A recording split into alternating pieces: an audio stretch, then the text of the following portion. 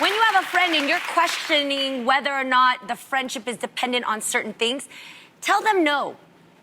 Tell them no and see if their integrity and their friendship is still the same even when you can't help them out. Ooh. If it changes, then you really know what that person is coming for. Yeah. And that's a really good indicator what of they people truly wanted. That's might a be great taking test. advantage. Yeah, that's a great test. Yeah. But I also want to help people because I know where I come from. Yes. And I don't have children, so I don't have that legacy. But I came up through college, through Prairie View. So what I'm doing is I want to give back that way. So I'm setting up a foundation at Prairie View to help people that were like me, that didn't have money for college. And I think that's, you know, because I don't want us to just sit here and go, well, we not helping nobody because, you know, blah, blah, blah. You know what and I'm you saying? have to find the medium that makes sense for you. For me, it's educating people about people that are victims of sexual abuse or trafficking. I want to make documentaries. I want one piece to kind of influence as many people as possible. So and your comedy heals people. Your talent that you put out there means a lot, too. Yeah. But even when I had a friend ask me recently, like, can you help me buy a computer? Okay? And this is the thing. When you ask me for money, it's a debt.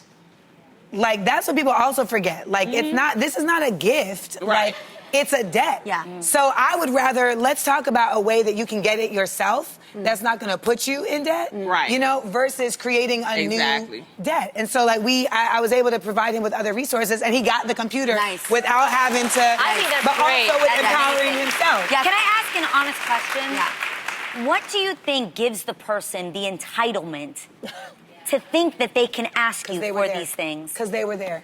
I know that I have had people, and I'm sure all of us have had people who were there when we were broke, and so feel like now that you're not broke, they're like, yeah, but I was there when you didn't have money, so simply because I was there. And it's like, yeah, but it's not like you were helping. Yeah. We were both. It's like the concept of you wasn't with me when I was shooting in the gym. Bigger than that, were you the one shooting? Like you weren't. I'm just trying to understand, like, what makes some, because I really try to think about, everybody's had hard times, and I know family members that have been through hard times.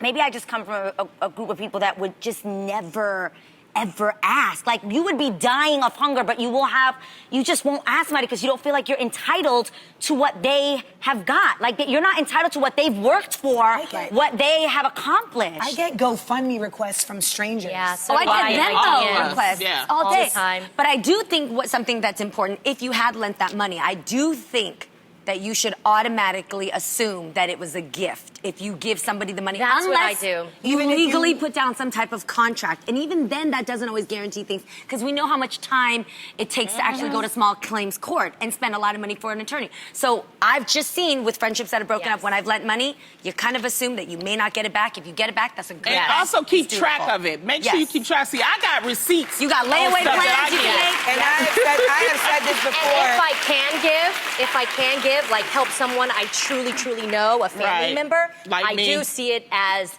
a gift. I'm not expecting anything in return. But I am expecting my ex to give me my $2,000. There you go. That part.